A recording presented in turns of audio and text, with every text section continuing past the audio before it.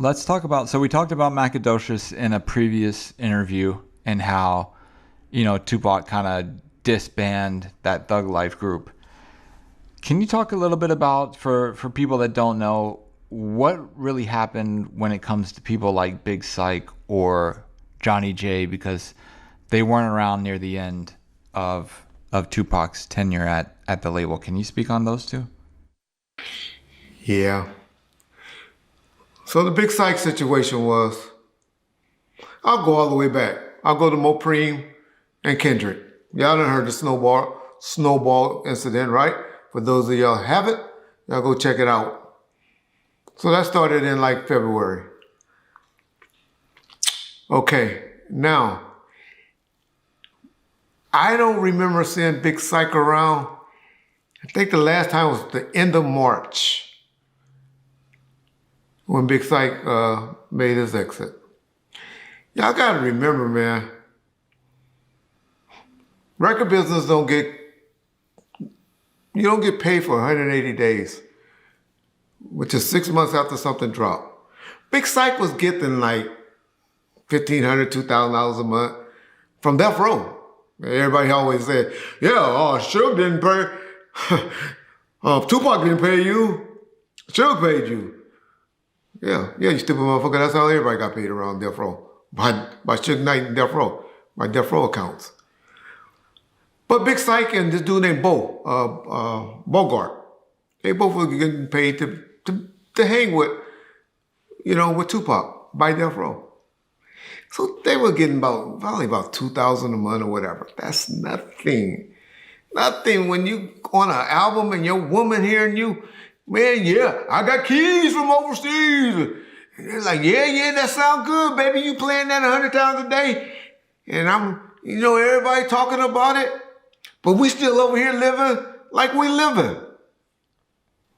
And you always gone and staying in the Peninsula Hotel and all that. And eating good and coming home, crystal on your breath and all that. But you ain't got no money in your pocket and you only bringing a check in for like $2,000. And it costs you that just to drive and to get to that nigga. If you want to keep it real.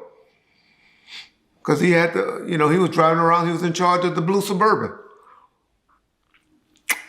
All right. So you have this type of pressure at home, right? So Big Psych was having this pressure at home. So he was always coming to Park like, man, I need some money, I need some money, I need a check. Got this song, it's doing well, like everybody thinks, how the business goes. Yeah. I'm gonna take care of you. I'm trying to get the situation set up, where I'm gonna be getting this monthly, and then I'm gonna pay people, through euthanasia or Machiavelli Records and all that. And I want you signed to Machiavelli Records. You're gonna be signed to Machiavelli Records, because Suge tired of all taking care of everybody that comes around. So he trying to set up Snoop, Hammer, Pac, and eventually Death Row East with Eric B and all of them.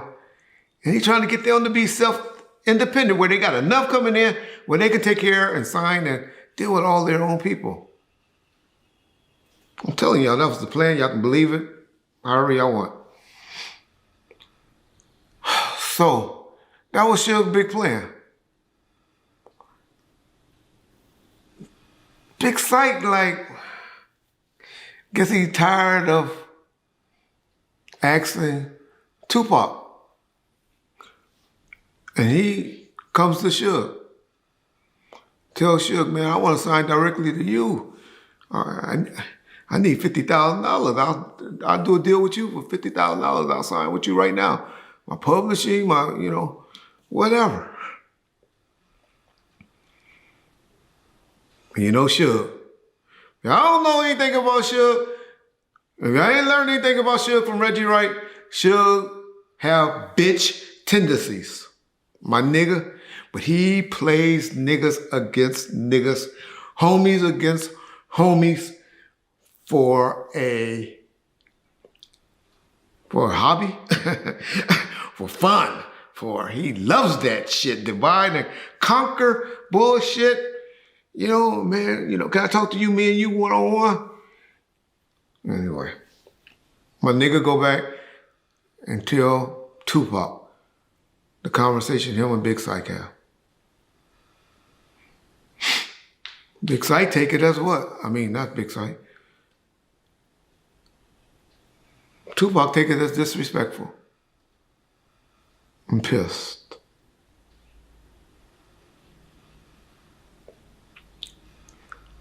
Y'all show me a picture, tell me a record or anything that was recorded after March 31st of 1996 with Big Psych.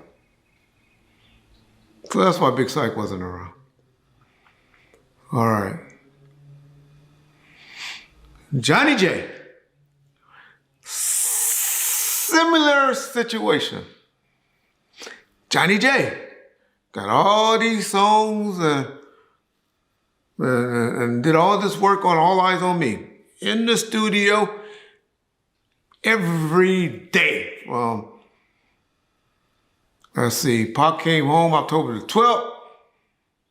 I'm sure by the 13th or the 14th, Johnny J around every day. Walking in with boatloads of equipment, his own shit. Johnny J was there, brought in mainly as a beat maker. There's something so Pac could just do beats. This the rap, he was Pac's guy, like his personal dude, where, just to keep up with Pac and put stuff down.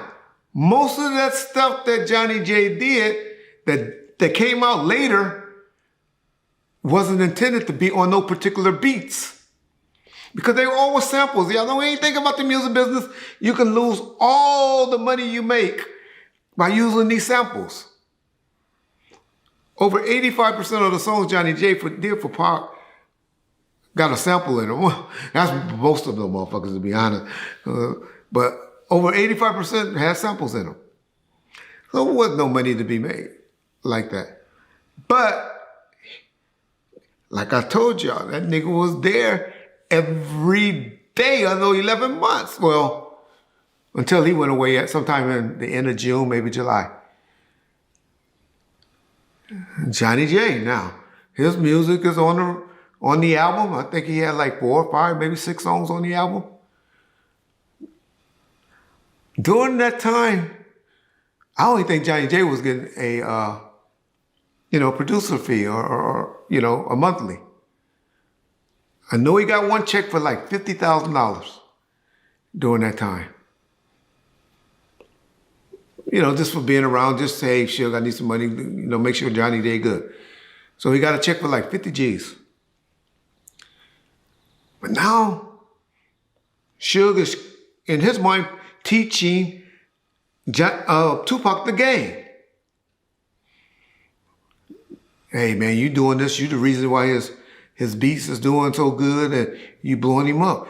You need to get him to sign to your label as a producer. And you need to get some of the publishing from him. Johnny J been an established producer. He ain't never really hit. Y'all would differ with me. I would tell me the name a hit outside of Tupac. And y'all will. Y'all name me 1 or 2 songs and think that made a whole lot. Good dude. Let me say this once again. Johnny J was about as cool as John is to me. A cool ass, whatever he is, his nationality is. I don't know if he's white or Mexican or what. Cool dude. I think he's Mexican. Pac got a contract. And they want him to sign this agreement for a producer and a publishing deal. Johnny J didn't want to do it. That's why they fell out. Yasmin, we'll say for later.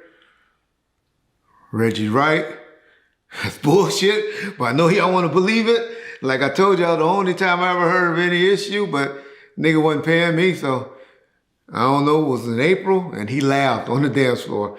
I mean, in the House of Blues. Oh, Reg, you know I'm just tripping. Your boy Simon wasn't calling me back, and yeah, all right, nigga, don't play with me. I'll still stand by that. Niggas need Reg back then. Reg didn't need them. If anybody know me, I had 5 houses back then, 3 hair salons. That I was, anybody know Reg? No, Reg was doing okay. And my police salary. Plus, those niggas needed me. Trust me. So I laughed it off. I was like, hey, nigga don't want no security, cool. Wished it would have stayed that way. Because then I probably wouldn't be on this YouTube shit. Because the only reason I got on this shit is to defend myself from all those fake allegations you let those old ass white men put out on me with that Uncle Tom ass nigga Frank. But anyway, who's some of the other ones? David Kenner, I explained that last week. It was mainly an entertainment thing, not a criminal thing, but mainly done by the hands of Suge Knight.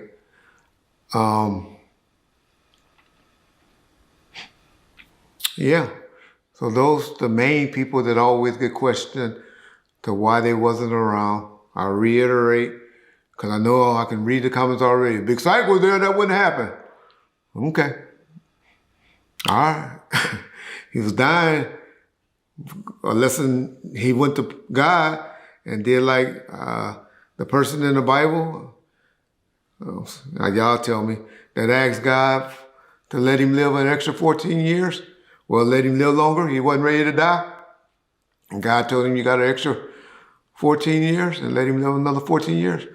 That's the only person I know of that date wasn't written in stone. And so that's Reggie's opinion. That's what you're going to get from me about what happened. But that's the real why they went around. Everything else that y'all hear is truly, truly speculation on people that went an insider to shit that was going on.